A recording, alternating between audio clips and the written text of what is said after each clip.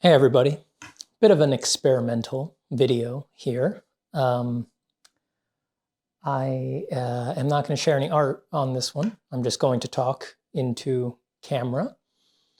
I'm also just in my living room, which is not optimized for sound or anything like that. So sorry when you inevitably hear cars and airplanes going by. But this is going to be some rougher stuff. I actually am debating right now while I'm recording this, do I want to post stuff like this on my main YouTube channel? Or is this the kind of thing that I want to put on a second channel, a vlog channel, or just an off topic kind of channel? And I don't know, you know where you're watching this, but I have yet to decide where I think stuff like this should go. So what is stuff like this? There were a lot of topics that I covered at the very beginning of my Steven Zapata Art YouTube channel that were the most important stuff in the channel. I really laid out in the first 40 or so videos on the channel in a series of drawing meditations, the really what I think is the most important stuff that the channel has covered, sort of a deconstruction of the mind of the artist and the kinds of things that we worry about. And obviously, that being the beginning, the audience on the channel was quite a bit smaller back then. And I've recently started thinking that it might be a good idea to sort of go back and touch those topics again and sort of revisit them, but with a bit of a different lens. So the first time that I went through those things, I was really focused on, like, here's what you shouldn't be thinking about while you draw. I focused on the kinds of intrusive thoughts that tend to come up for artists a lot of the time, the bad relationships that they have to certain motivations, what motivations may have sort of invidious qualities that perhaps the artist has not caught on to, have gone undetected. And yeah, it sort of dealt with that negative slant in the mind of the artist. And now I'm thinking, if we're going to revisit, maybe I reframe it and put it the other way, focus on the positive side. What do I mean by positive? I want to present clearly, here are the kinds of things I think you should linger on in art. Here are the kinds of things that I think you should focus on while you draw. Here are the kinds of things that I think could do with deeper meditation and connection with in art. And well, when I started thinking about how to do that, I found that things got very weird very quickly. I personally am a pretty weird guy, and I believe some pretty extreme things about art and philosophy and metaphysics and things like that. And it was difficult for me to, when I was writing some of this stuff out and thinking about how I would do it, to sort of like keep that stuff out and just keep it purely about art. So that's where I encounter this trouble. Like, should I put this on the main channel or should I not? And I don't know. So I would be interested in hearing your thoughts. I I rarely invite the thoughts of other people into what I should or should not do. But some of this stuff, people find it flat out disturbing.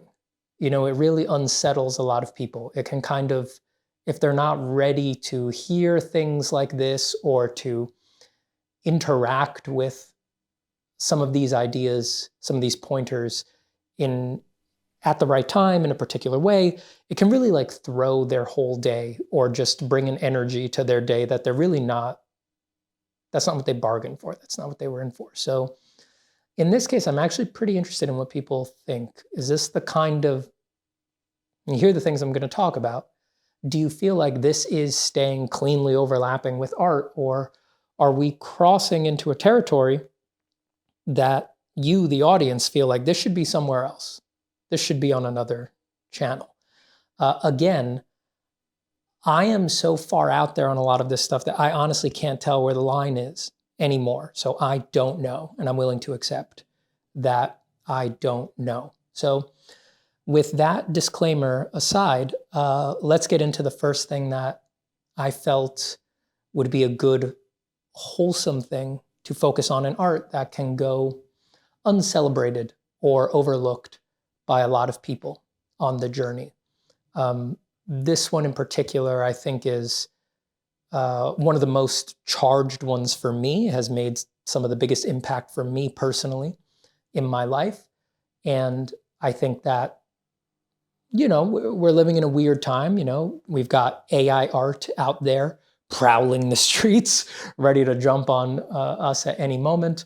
The social media landscape is changing. There's just this really strong whirling and overturning in the energies of how artists share their work and connect with people. And that messes with people's motivations, right? Like even straightforward motivations, like I want to do art for money. Why?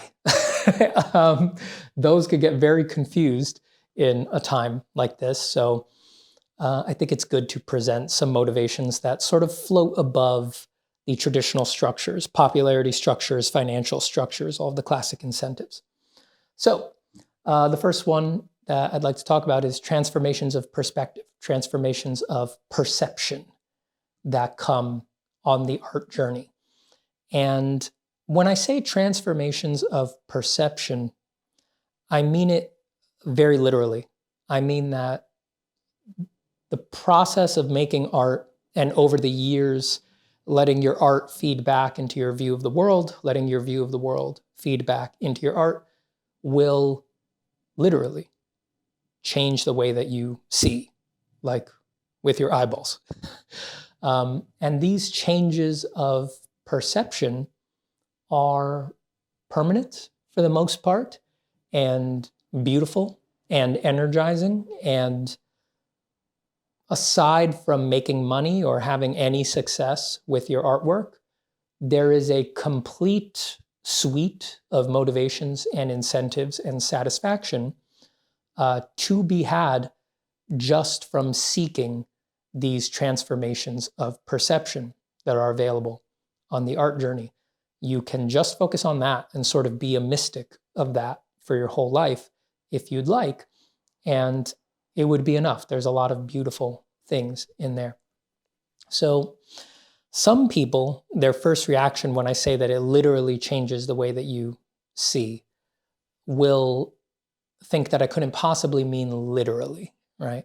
But I do mean literally. The disconnect there is that what they mean by literal and what I mean by literal are a little bit different. Now, for anyone who has experienced these transformations of perception already, they know what I mean by literal. They know that it actually does change the way that you see the world. But for anyone who hasn't, let's sort of pick that apart a little bit. The people who would think it couldn't possibly change the literal way that you see the world would say that, or are probably thinking something like, it doesn't change the way that the photons of light go into your eyeball, and that is the literal way you see the world, and so it couldn't possibly change the way you see the world literally. And that is a misunderstanding of how the biology and the science work there. You never interact directly with the raw data of photons hitting the back of your eyeball and then causing chemical reactions in the back of your eye that then cause electrical reactions and then go up the optic nerve and up into your brain.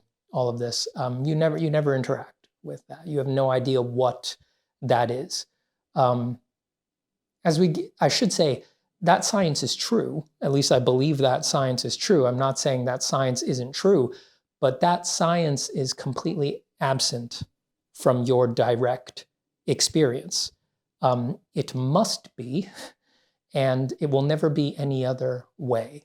If you don't believe me, you can go to the Wikipedia page for how your eye works. There's I forget the scientific name for it. I want to say it's like the chain of phototransduction or something like that. You can read the 12 or 14 steps of what happens when a photon enters your eye, hits the back of your eye, all these steps that occur in the human physiology before you produce the visual image that you see. If you can read those 14 steps and tell me honestly that you interact with any of those, well, you couldn't possibly tell me honestly. And I think that those steps are proof on their own that the visual world that you see right now is not, it's produced by that raw science, it's produced by that raw biology, but it is not that raw biology and it is not that raw science. It is not. It is not that raw science. This is important because it cues you into the truth, which is that what you experience moment to moment visually in your visual world, just what's surrounding you right now while you watch this video, is it already happened. Do you understand what I mean by that? It's you are experiencing it as present, very urgent, very right now. This is the world right now. And for all intents and purposes, you are up to date. But speaking in the most literal terms, everything that you are seeing right now in the real world, which you never interact with, it already happened. You're a little bit behind. You're micro milliseconds behind what's actually going on in the world. That is the raw facts of biology and visual perception and phototransduction and chemical reactions. And just it takes a certain amount of time for an electrical signal to travel up the optic nerve. There's no way around it. It has to be the case. So it is simply the raw facts that everything you're experiencing right now is old, is a rumor, is done, it's packaged, it's already done, it's finished, finito. You're seeing the past, technically. We can discuss later, like, am I really seeing the past when I can never have access to the real world? I would say no, so it does still count as the present. But for our discussion here, it's already prepackaged, it's done. All the science is complete in the visual perception that you are experiencing right now.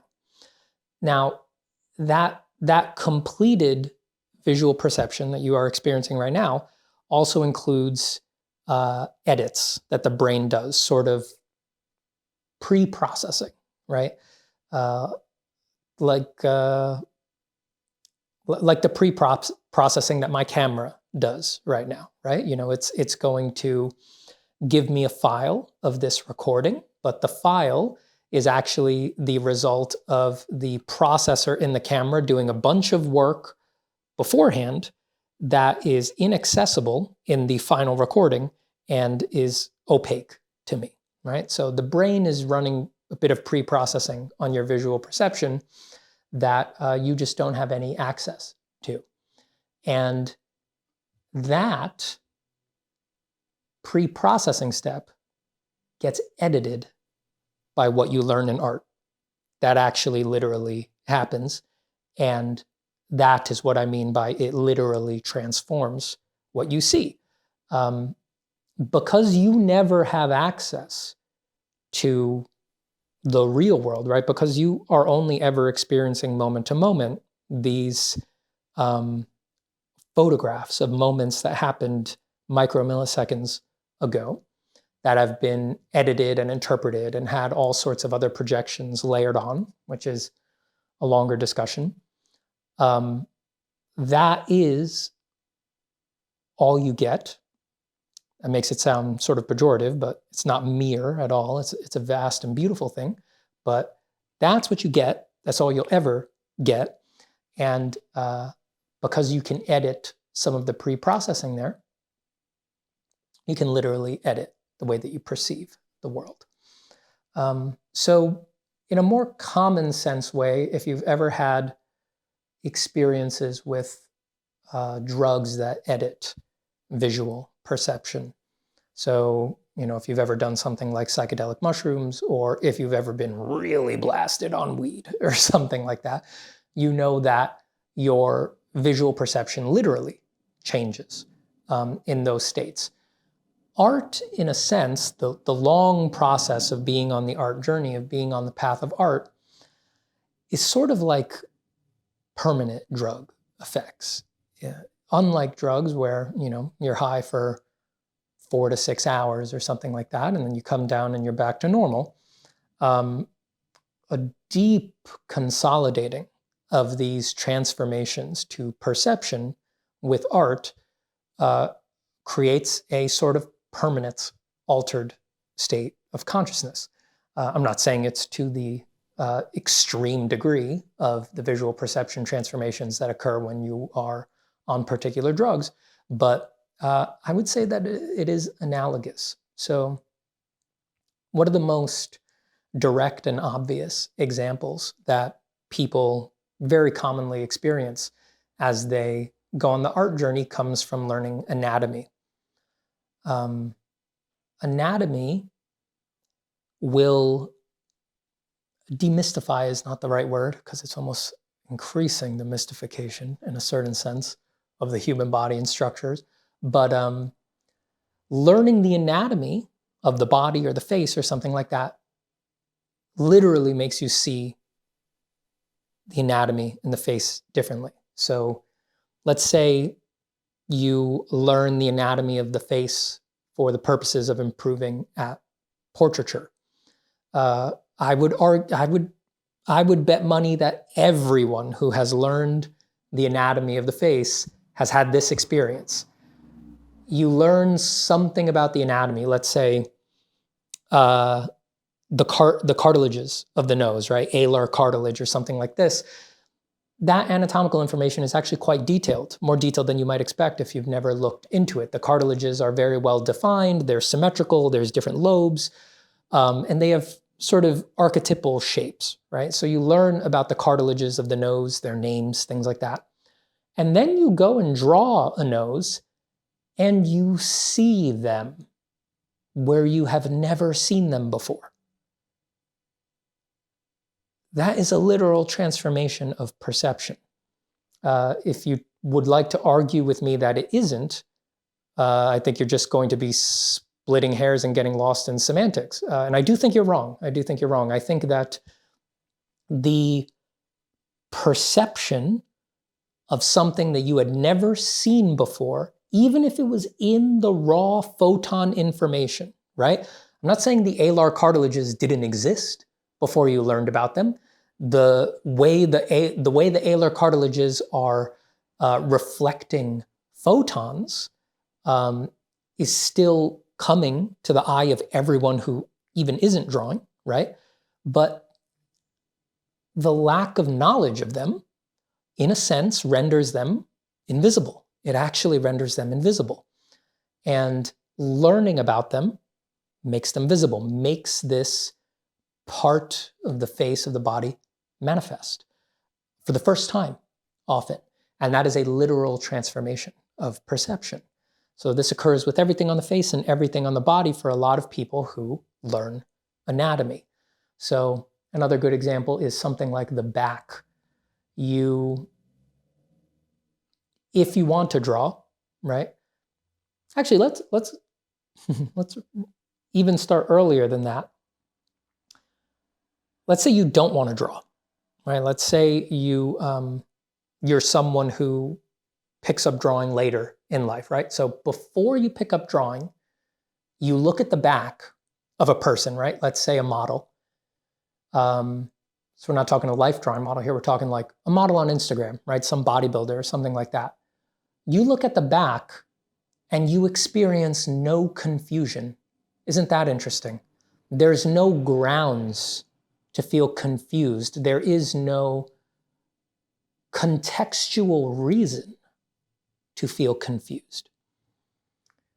You look at the back and instead you run different processes on it. You don't feel confusion.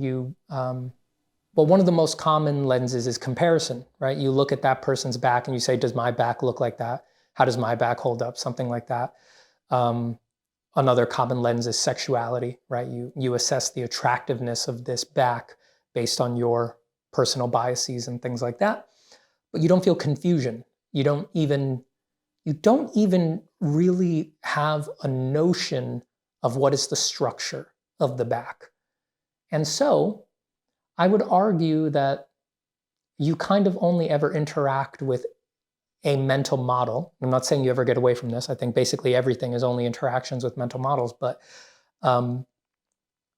you, in a very narrow sense, only interact with a mental model of that back that you're looking at that sees it through that lens, through is it attractive, is it non-attractive, is it better than my back, is it worse than my back, or something like that.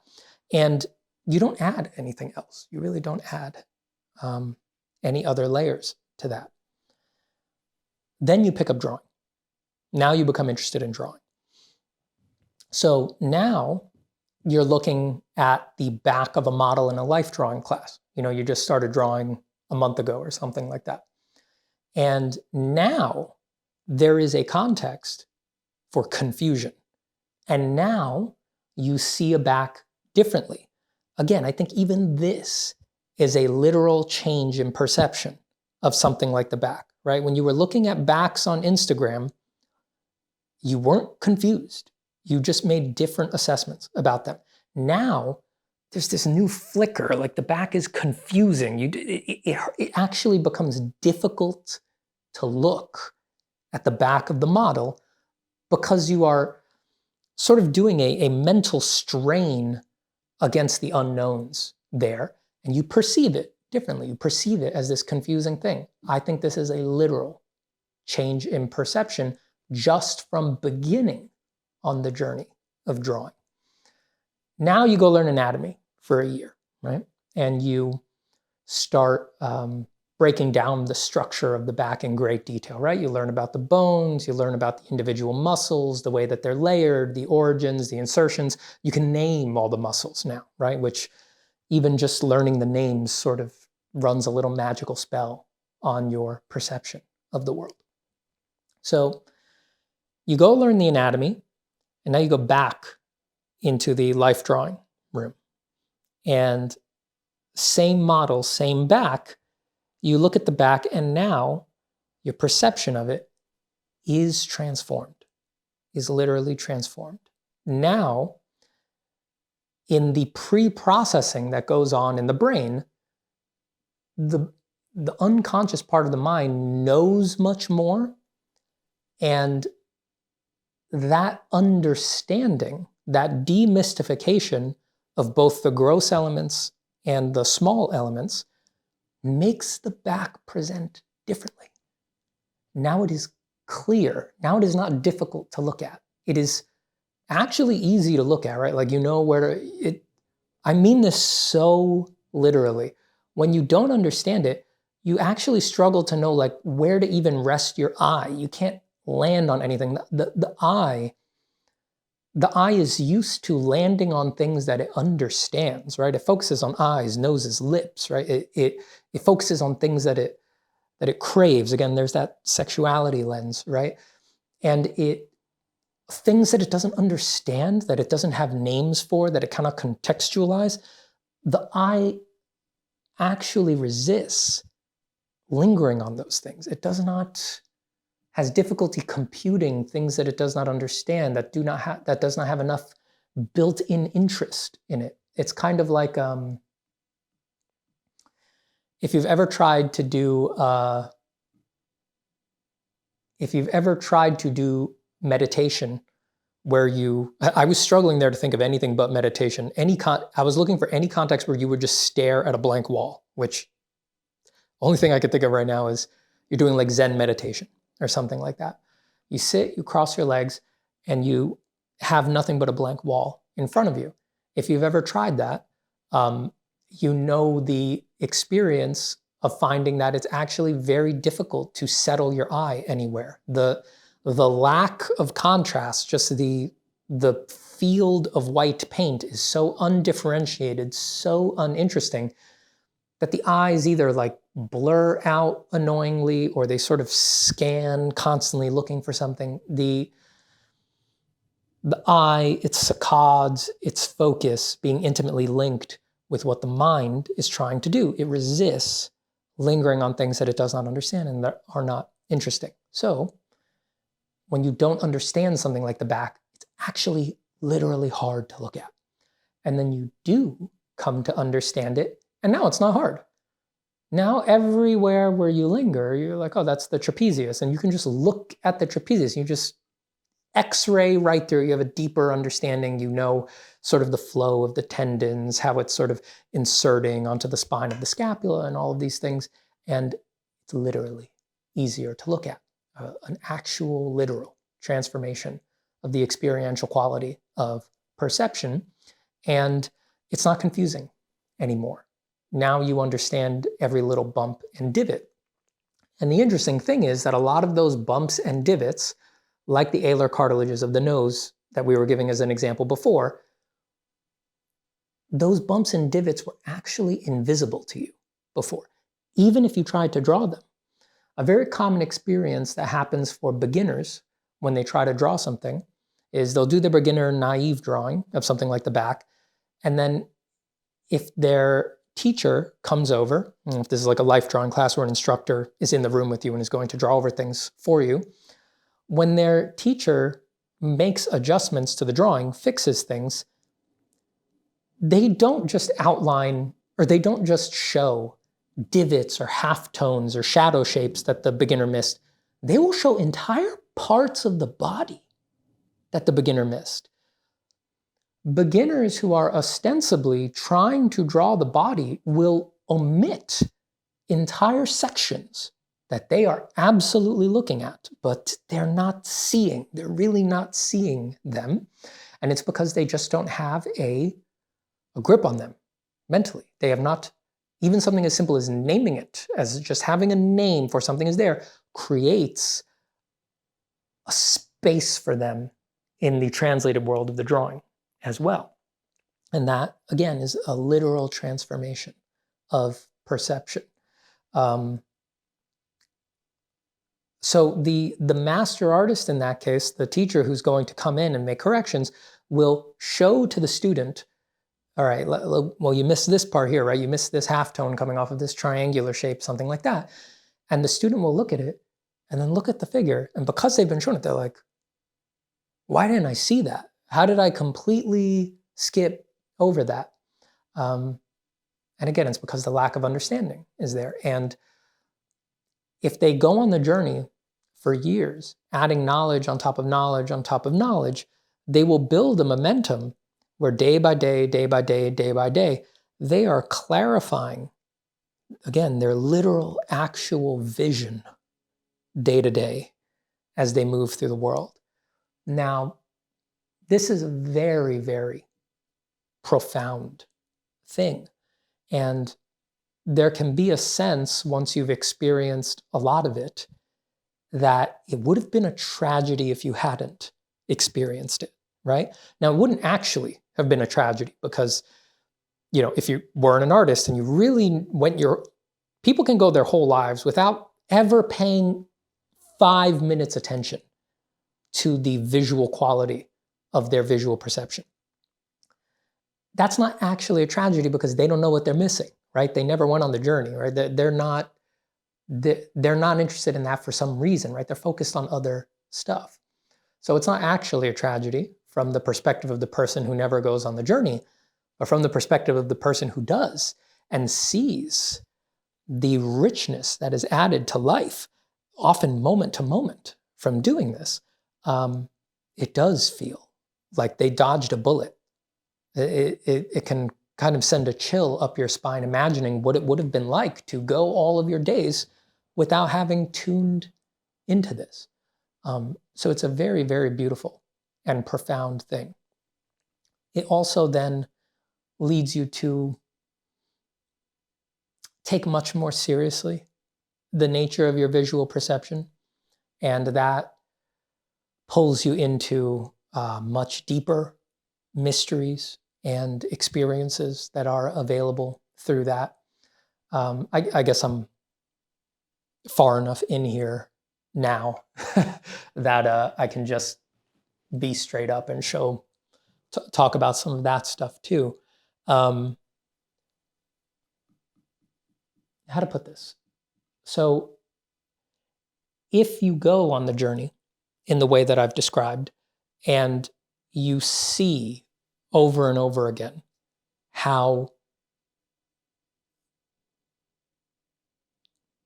the feedback loop of art edits the way you see the world, this creates a conviction in the mind and the heart that all is not as it seems in the field of visual perception. Now, this conviction, this little golden seed that you sort of manufacture over many, many thousands of times viewing this truth experientially, literally, in perception, this conviction becomes a starting point. It sort of aggregates all of the insights that came before it. This conviction becomes a starting point for deeper insights into the nature of visual perception.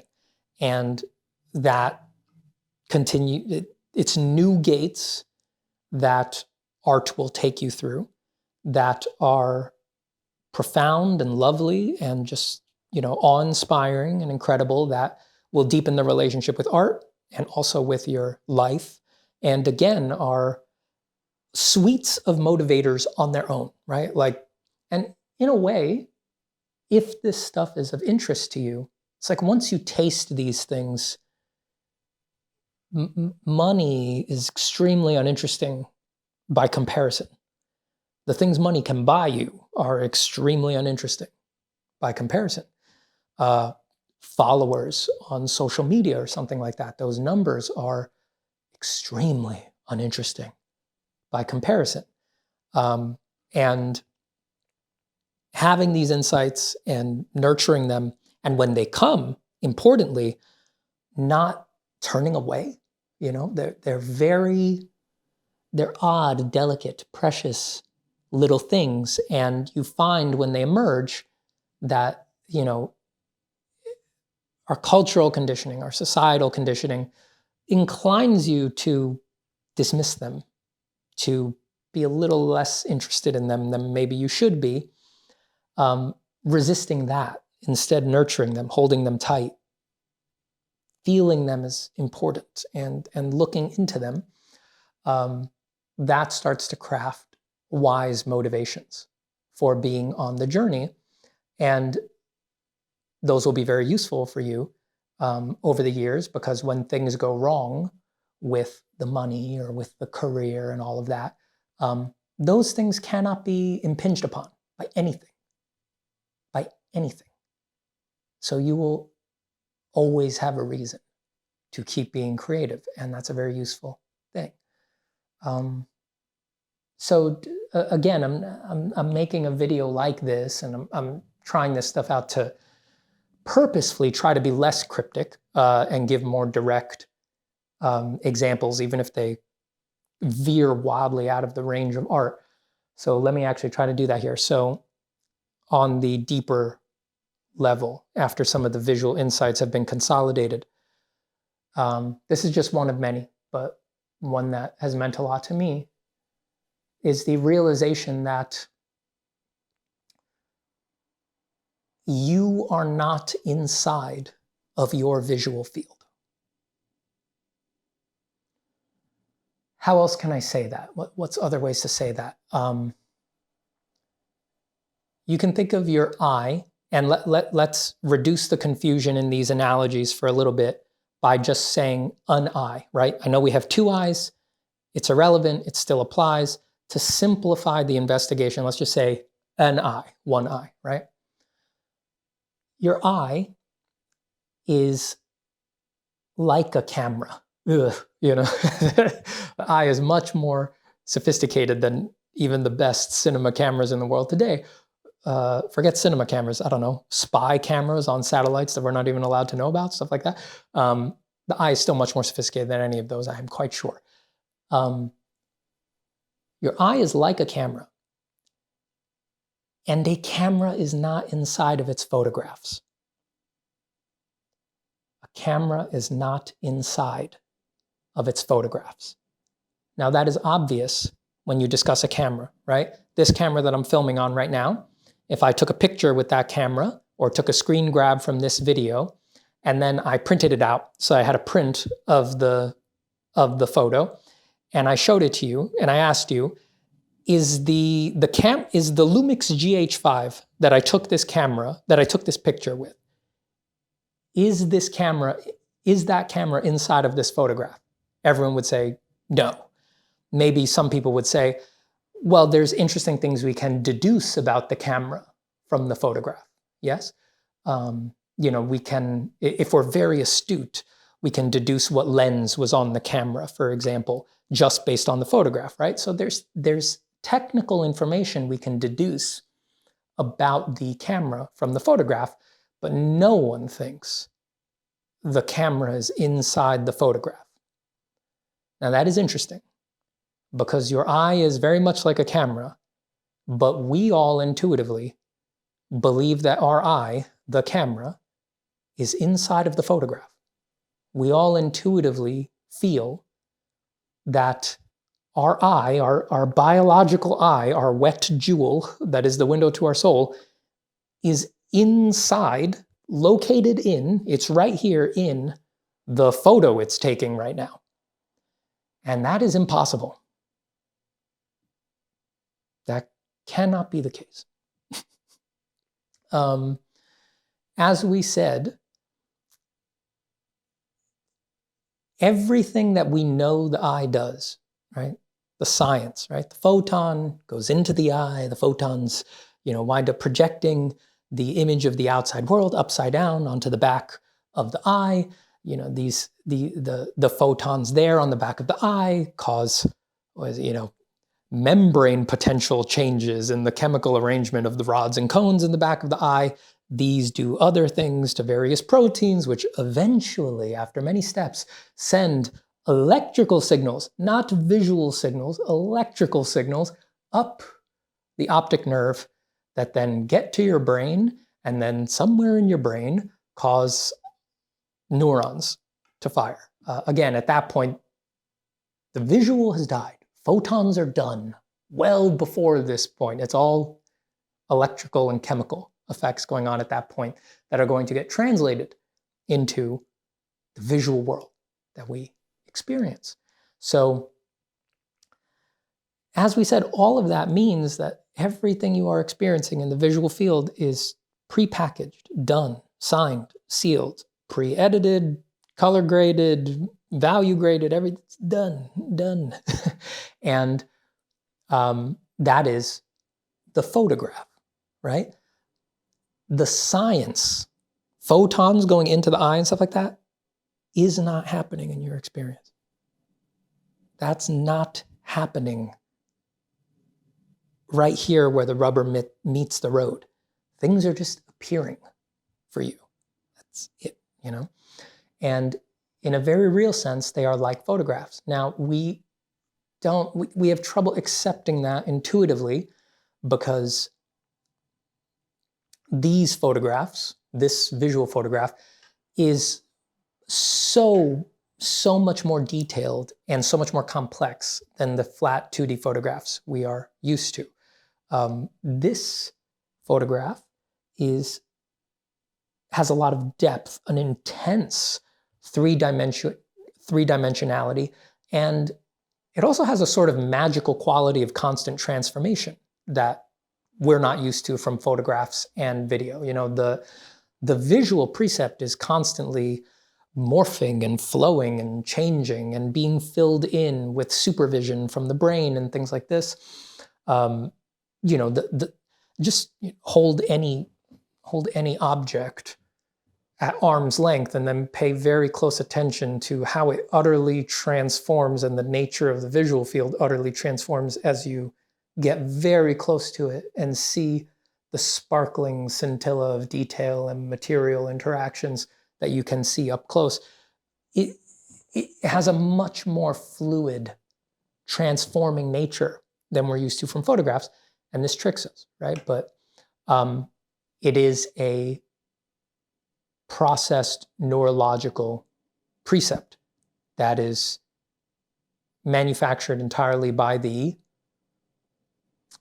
say, the body with a capital B, right? And that includes the biological eye and the brain, right? It's not just the brain. The brain does need the eye, right? The eye does a specialized job. It also isn't just the brain and the eye, right?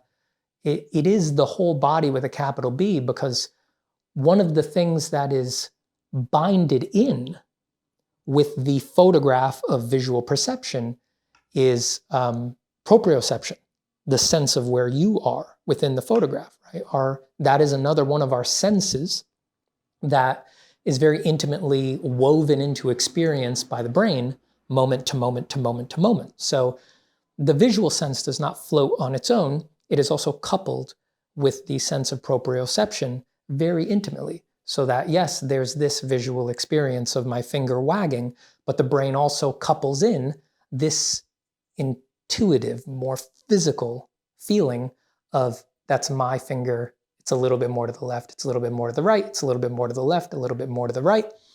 And we know that that is the case, thanks to, wonderful neurological experiments and things like that have proven that that is the case by deconstructing it, right? So you can see that through something like the rubber hand experiment, which is a famous experiment where, through some very simple, almost laughable tricks of perception, a scientist can convince you that a rubber hand is your hand, and when they slam it with a hammer, you will recoil as if it were your hand, even though you know it's a rubber hand. It's not like your hand is in the rubber hand.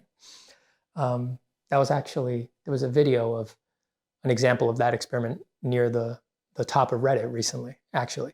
So it's just funny that I've been thinking about this, and then that resurfaced in a pop culture space recently. But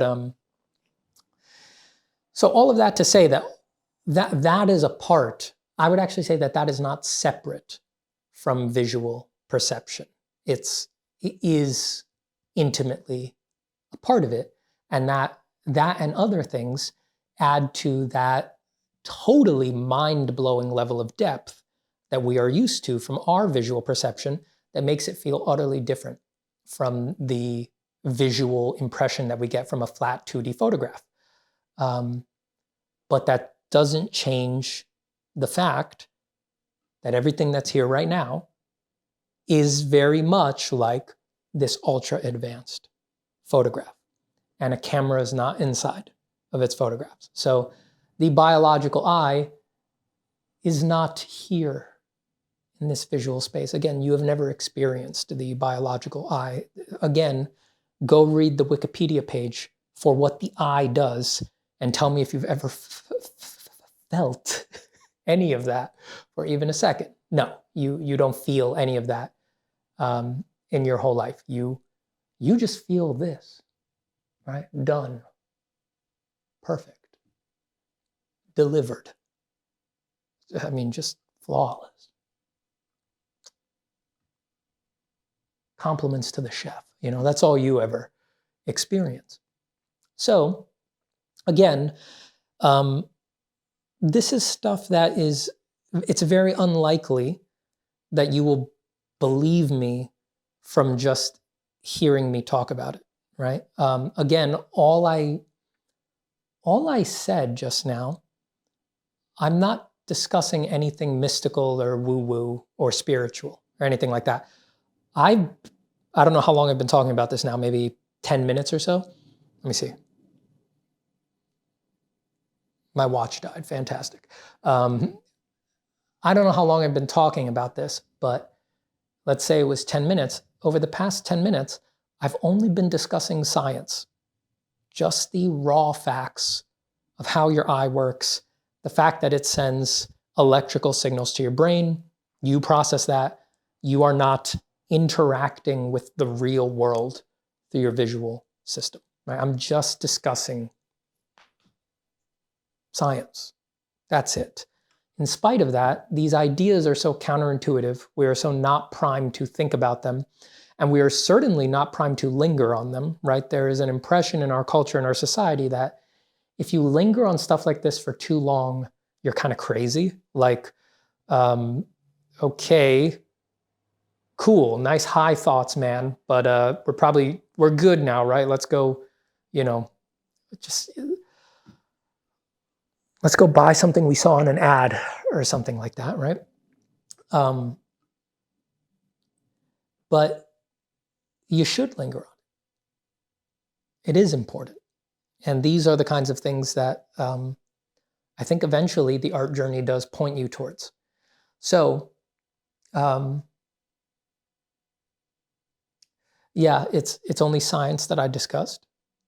But when you linger on these things, and often when we linger on them, we feel a vast opening, right? We get this weird sense in our guts, in our stomach, the mind kind of unhooks from itself a little bit and starts to drift. And again, when that feeling comes, society, culture has sort of built into a lot of us like, all right, keep it earthy, right? Like dad's going to be mad if I don't get an A in something. It's like, let's do that a little less. Like maybe it's okay to stay with it for a little longer. Sometimes literally stay with it, right? Like just when you get there, when you get to that place where the mind unhooks a little bit and you feel that opening happening, maybe just sit for a second. Just set a timer for 5 minutes and just stick with and feel that opening and see where it takes you.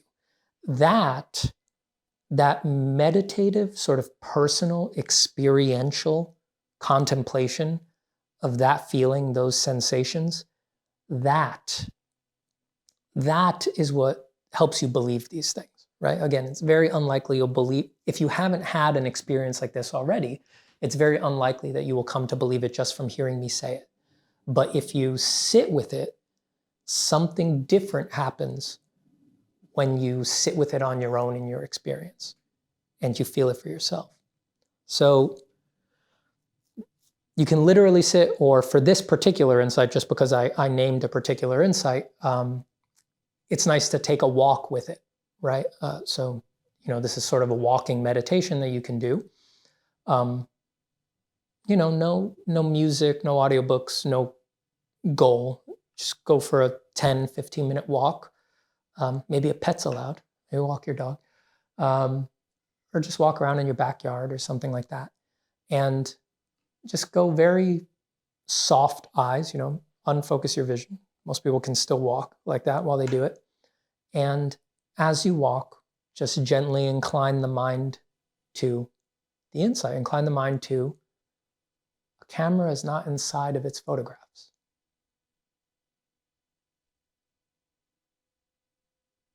Ring that bell for just once. Strike the bell once, and however long it rings, let it ring. And then when the ringing stops, strike the bell again.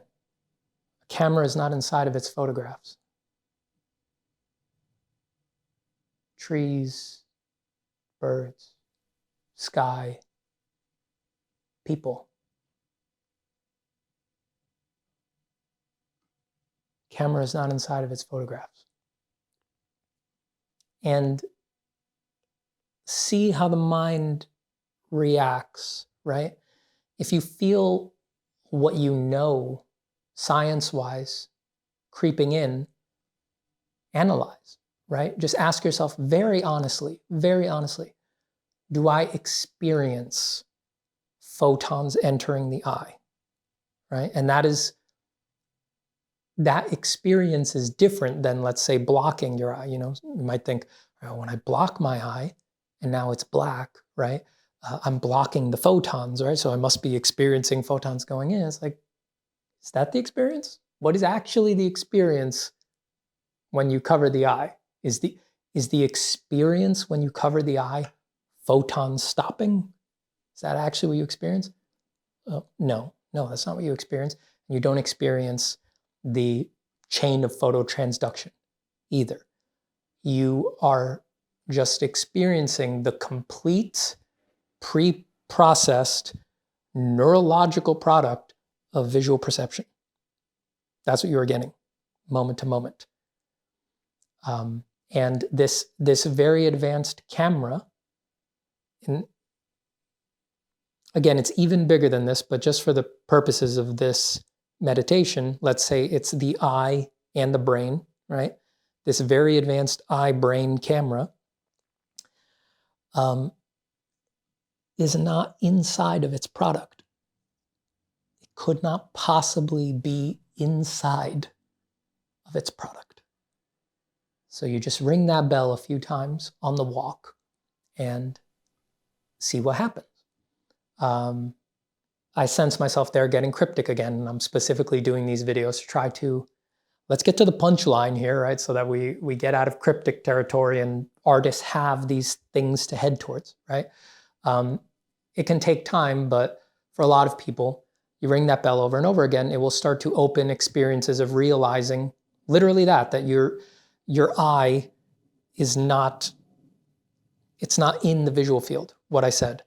You are not inside of your visual field. And that will open up a pretty mystical impression of the truth, which is that everything that you are perceiving with all of its depth, its sense of scale, the sense of distance is a product of your mind. And then again, you already know this, right? Scientifically speaking, you already know that you spend all day walking through a hologram being generated by your brain. You do not live as if that were the case. It's very difficult to accept that, to maintain mindfulness of that all the time for anybody.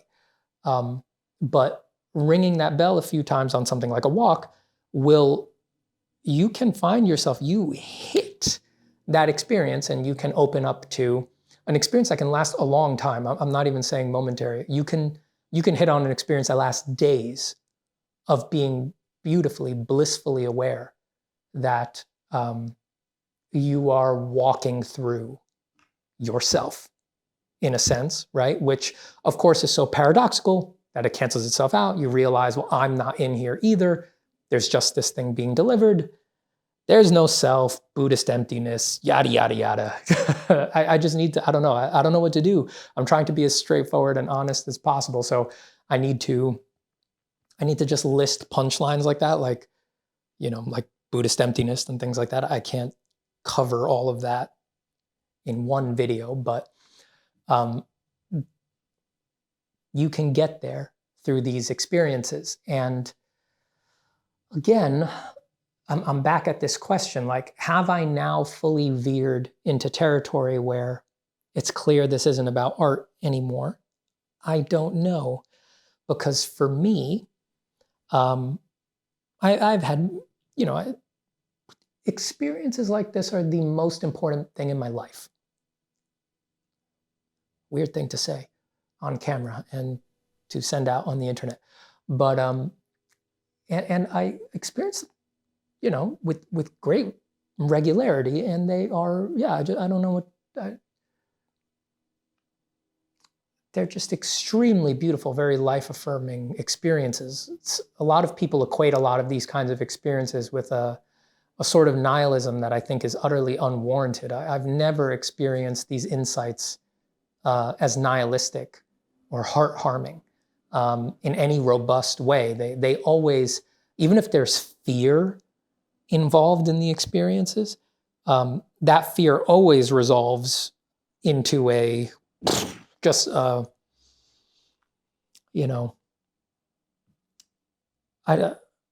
language fails us here. I mean, a feeling that I'm walking through God's heart for a week. I don't know what else to say. So they're extremely positive experiences. They are well springs of creativity and well-being. And for me, I do experience them as art led me to them. It's, it's not like drawing. It's not like I do have these experiences while drawing with regularity, but it's not like they're always coming while I'm drawing. Most of the time I'm contemplating them just sitting, right? Just sitting meditation. I'm not drawing while I do them. but I still experience them as art is what got me there. People do experience these things all the time without being artists. So I'm not saying that that's a prerequisite, but I personally experience it as my years of intense focus on the way that the world presents itself visually. That is to say, drawing, observing, drawing both from life and from reference and things like that. It primed all of those experiences over many, many years. I mean, like I said, these experiences often require built-in convictions, sort of ground floor convictions, and art builds a lot of those convictions. Like, if you spend enough time drawing, you will eventually, instead of your starting point being the common sense notion that you're just dealing with the mental models of things like cups are cups, right? Like, I drink out of this cup. You can move away from that being your starting point to much more often just remembering that you are seeing everything as shapes of light and color, right? And that they're flat, they're 2D, but they're always morphing, right? Like, the way I see this cup, I know this is a cup, right? But when I drink from this cup and when I identify a cup initially, I'm more dealing with the Platonic cup, right? The cup that exists in another dimension that lets me know all other cups are lesser reflections of I, right? And I know that because I know from my experience in drawing and observation that I will never see a cup again in my whole life quite the way I saw this one, right? Like, this particular visual arrangement of light and shadow and color cast and value compression, it's very unlikely this will ever be repeated exactly ever again in my entire life, right? But that's all I experience. That's all I'm getting right now is just that unique, never to be repeated visual information. And yet, cup. Boring cup. Next cup, please. So you can sort of flip to the other side where you're more aware moment to moment, like unique, raw visual impressions, light, color, this shape, that edge, this edge, that's the language of drawing and painting, right? That is what is always being invoked when you try to work from observation, getting away from the symbolic mental model thinking of cup, mundane cup, and focusing more on the miracle of the moment, the particular arrangement of that reflection of the cup that you are seeing. So that builds a baseline conviction. And then those build on each other, And you can get, well, I think it's sort of a shame. I feel like for a lot of artists, we can get kind of stuck on those first order convictions. And again, because society, culture, and art teachers don't really incentivize it, we don't really get pushed to go into the deeper end a lot. But the deeper end is there. It's very much there. So these transformations of perception, right? So transformations of perception, like the first ones that we mentioned, you don't have to be on the art journey for long to see how your anatomical knowledge literally changes the way that you see a human figure or face, right? So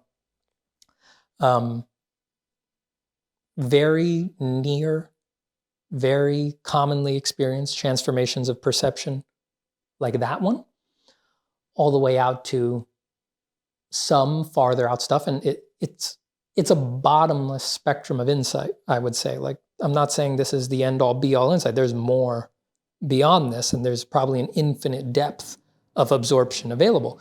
But to go from that to some further out stuff, like realizing that the eye is not inside of its own photographs.